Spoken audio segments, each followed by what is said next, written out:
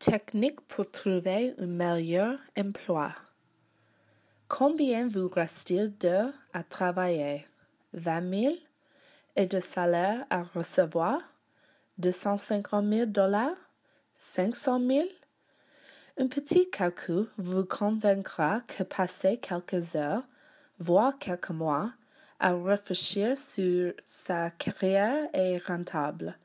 Malheureusement, personne ne nous a appris à changer d'emploi, choisir une nouvelle voie, bien s'orienter à l'université ou même trouver du travail. Comment s'y prend? Pour se donner un objectif d'emploi, reconnaître ses talents avec les choses, les gens ou les chiffres ne suffit pas.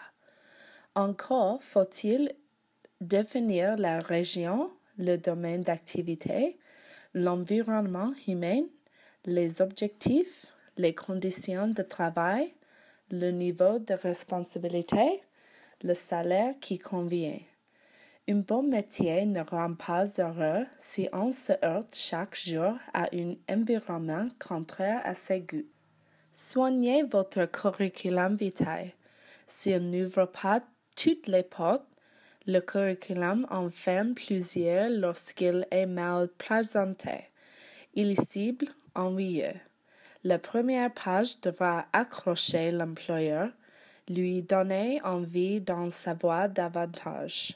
Le plus souvent, on y résume les connaissances et les qualités acquises par les expériences professionnelles et on y révèle son objectif de carrière.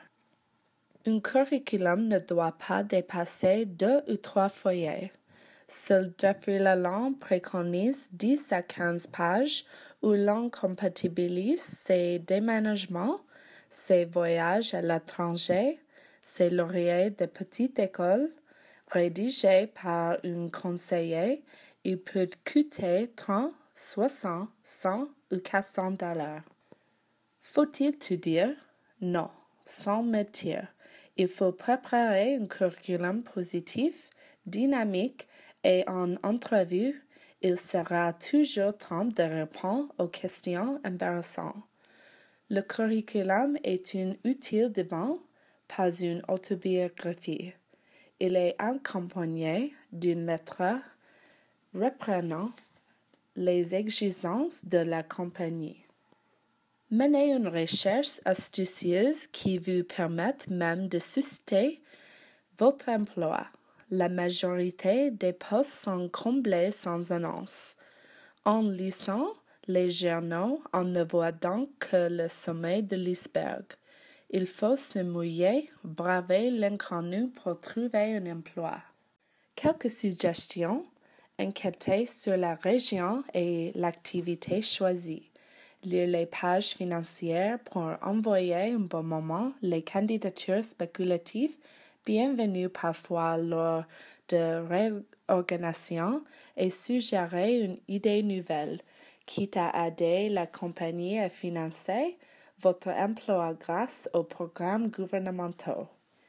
Faut-il se faire aider par une agence de placement? Cela dépend de l'emploi et du tarif. Pour les cadres, il n'en coûte rien d'adresser confidentiellement son curriculum à quelques agences de recrutement.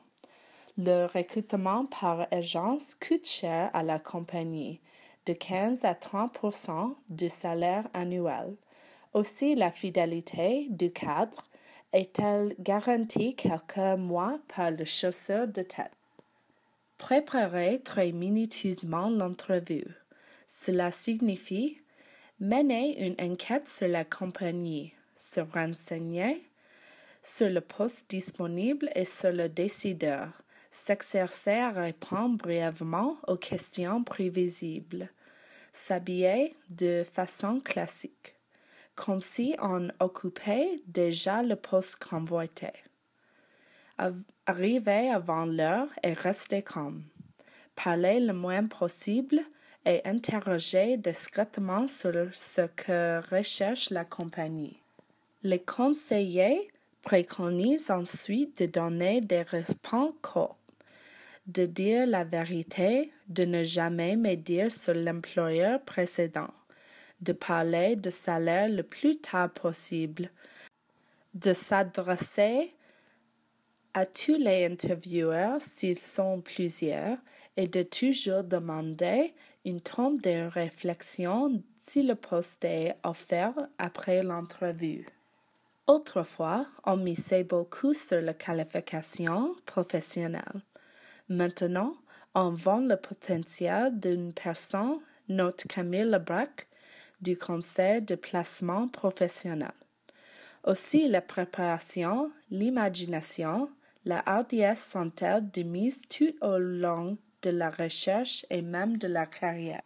Un chômeur diplômé doit étudier une seconde spécialité plutôt que de se lancer dans un doctorat.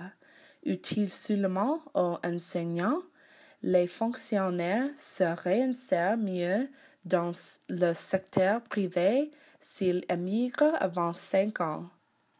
Quant aux femmes, elles doivent se montrer 2 fois plus énergiques car les centres de main-d'œuvre les placent 2 fois moins que les hommes.